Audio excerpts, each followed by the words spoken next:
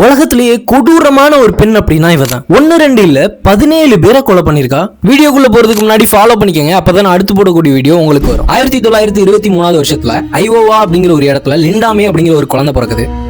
அந்த குழந்தை வளர்ந்த அப்புறம் பக்கத்துல எல்லாரும் சொல்லக்கூடிய விஷயம் என்னன்னு பாத்தீங்கன்னா, அந்த பொண்ணு பாவப்பட்ட பொண்ணு, அமைதியான பொண்ணு, இன்னசென்டான பொண்ணு அப்படின்ற மாதிரி சொல்லிட்டு இருந்திருக்காங்க.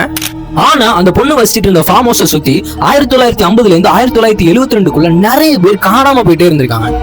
அங்க வரக்கூடிய டிராவலர்ஸ், சேல்ஸ்மேன், போலீஸ் கூட காணாம போயிட்டு இருந்திருக்காங்க. அதுக்கு போலீஸ் என்ன நினைச்சிருக்காங்க அப்படின்னு பாத்தீங்கன்னா, அது வைல்ட் அனிமல்ஸ் அதிகமா வரக்கூடிய இடம். சோ வைல்ட் அனிமல்ஸ் அவங்களை கடிச்சு சாப்பிட்டுருக்கோம், இல்ல வேற எங்கேயாவது தூக்கிட்டு போயிருக்கும் அப்படின்ற மாதிரி நினைச்சிட்டு இருந்திருக்காங்க.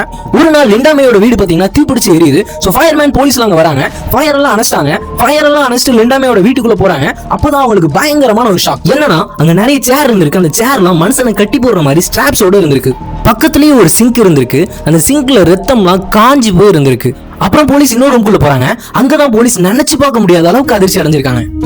அங்க பாத்தீங்கன்னா நிறைய செல்ஃப்ஸ் இருக்கு. செல்ஃப்ஸ்ல நிறைய பாட்டில்ஸ் இருக்கு.